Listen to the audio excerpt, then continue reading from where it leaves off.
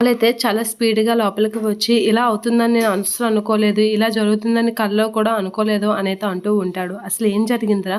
ఎందుకంత కంగారు పడుతున్నావు?" అని చెప్పేసి పార్వతి అయితే షాక్ అయ్యి అడుగుతూ ఉంటుంది. "ఎందుకు కమల్ అంత ఇదవుతున్నావు?"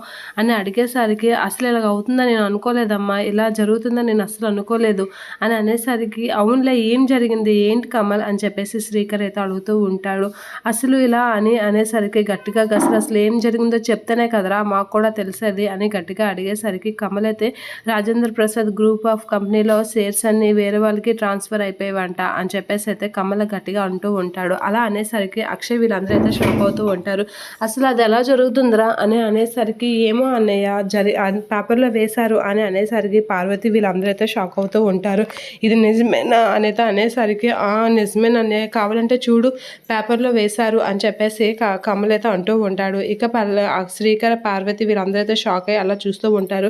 ఇక పల్లవి అయితే అలా చూసి షాక్ అవుతూ ఉంటుంది. ఓహో! డాడీ ప్లాన్ ఇదా అనేది అనుకుంటూ ఉంటుంది. ఇక శ్రీకర్ అయితే, "ఏంట్రా నువ్వు మాట్లాడుతుంది" అని అనేసరికి, "చూడన్నయ్య" అని అంటూ ఉంటాడు కమల్. అలా అంటూ తన చేతిలో ఉన్న పేపర్ని అయితే అక్షయ్కి ఇస్తూ ఉంటాడు. అలా అక్షయ్కి ఇవ్వగానే అక్షయ్ అయితే ఆ పేపర్ చూస్తూ చదువుతూ ఉంటాడు.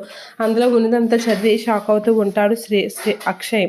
"ఏంటి ఇది అసలు ఎలా జరుగుతుంది" అని షాక్ అవుతూ ఉంటాడు. "ఏంట్రా అక్షయ్ నిజమేనా" అని అనేసరికి, "అవునమ్మా" అని అంటూ ఉంటాడు. అలా అనగానే పార్వతి, బామ్మ, శ్రియ వీళ్ళందరూ అయితే షాక్ అవుతూ ఉంటారు.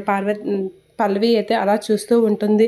ఇక అందరూ అయితే ఆ విషయం తెలిసి అసలు ఇది ఎలా జరుగుతుంది అని చెప్పేసి అయితే అనుకుంటూ ఉంటారు. అలా అనుకుంటూ అలా చూస్తూ ఉండిపోతూ ఉంటారు. ఇక అక్షయ్ అయితే షాక్‌లో అలా పేపర్ చదువుకుంటూ ఉండిపోతాడు.